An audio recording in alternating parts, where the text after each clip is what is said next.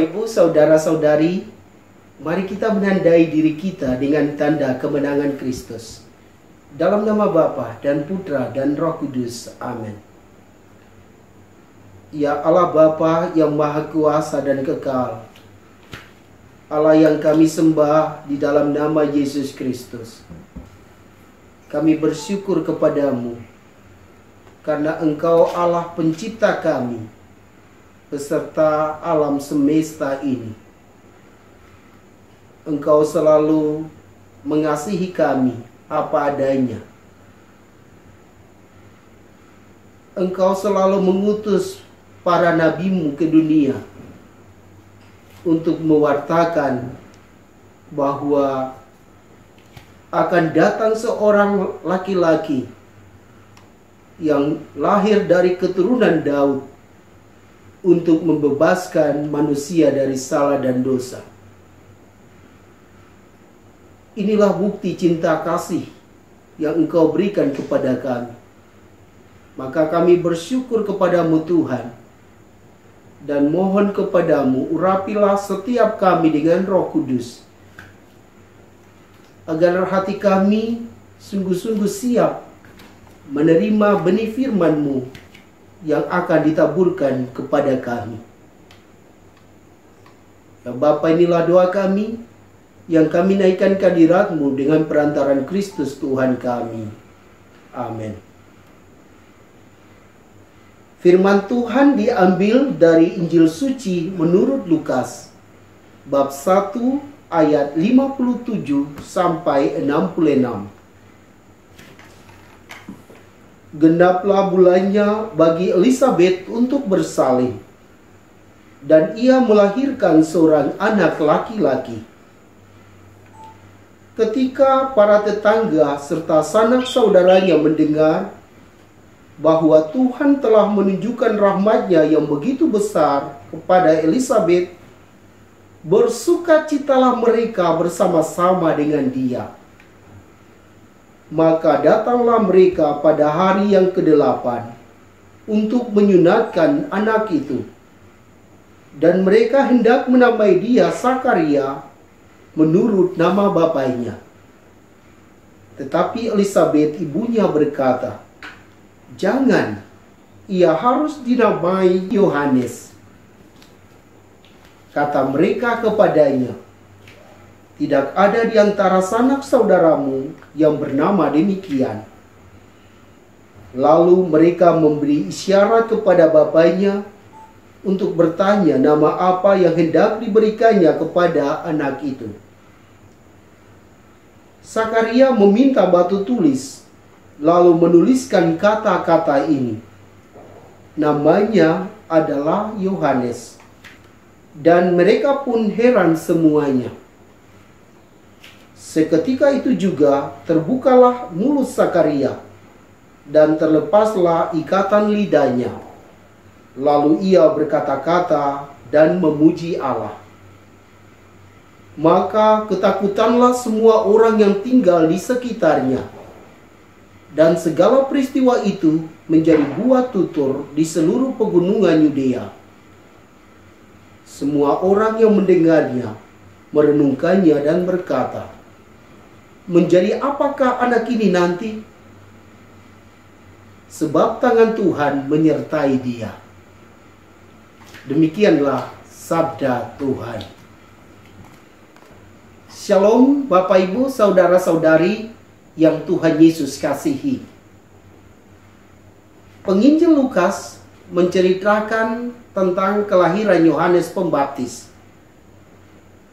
Bahwa ketika Yohanes Pembaptis lahir, para tetangga dan saudara-saudarinya bersukacita bersama keluarga Elisabet dan Sakaria, karena Yohanes telah lahir dengan selamat. Diceritakan bahwa ketika Yohanes disunatkan pada hari yang ke-8, mereka hendak menamai anak ini. Lalu ada yang ingin menamainya Sakaria sesuai dengan nama bapaknya. Tetapi ibunya berkata, jangan, ia harus dinamai Yohanes. Lalu mereka juga ingin bertanya kepada bapaknya yang saat itu sedang bisu. Mereka meminta kepada bapaknya dengan isyarat supaya memberi nama kepada anak ini. Lalu Zakaria meminta batu tulis dan menulis kata-kata ini. Namanya adalah Yohanes. Peristiwa ini menggembirakan sanak saudaranya, tetapi juga membuat mereka heran. Mengapa? Karena pemberian nama oleh Ibu Elizabeth dan Bapak Zakaria ini sama. Mereka mengatakan bahwa kami ingin memberi nama Yohanes kepada anak ini. Lalu akhirnya anak laki-laki itu diberi nama Yohanes. Dan pada saat itu juga terbukalah mulut Zakaria. Lalu dia bisa berkata-kata. Dan apa yang ia lakukan? Ia memuji Allah atas semua anugerah yang Tuhan telah berikan kepada keluarganya. Saat-saat itu banyak orang heran dan mulai bertanya-tanya, menjadi apakah anak ini nanti?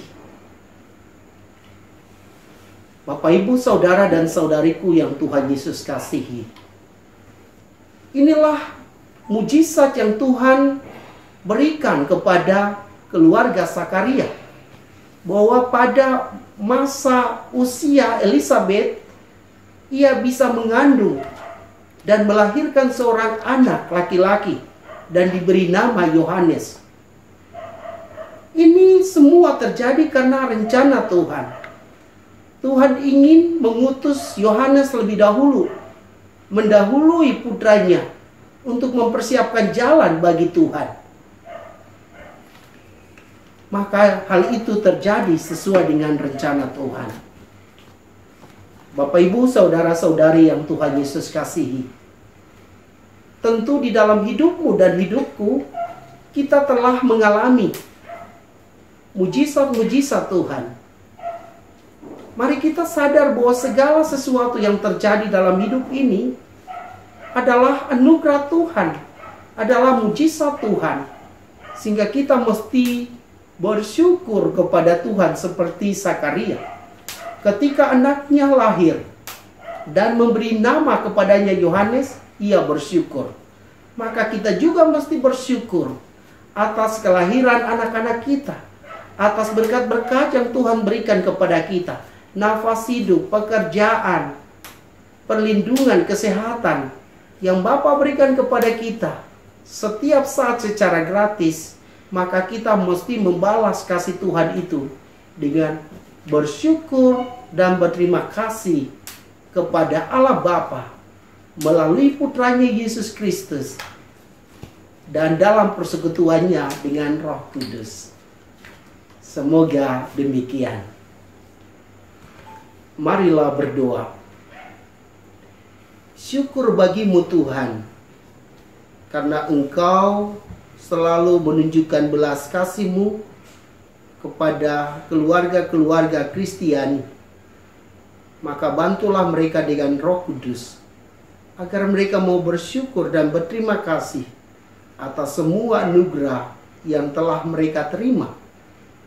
Secara khusus mereka bersyukur atas karunia anak yang Bapa berikan kepada pasangan suami istri, kepada keluarga-keluarga Kristiani ini. Semoga mereka bersyukur atas kehadiran putra dan putri kesayangan mereka. Dan mereka mau mendidik anak-anak ini agar selalu menyiapkan hatinya menyambut Kristus di tengah-tengah kehidupan hariannya. Bapa, inilah doa kami yang kami naikkan ke hadirat-Mu dengan perantaran Kristus Tuhan kami. Amin.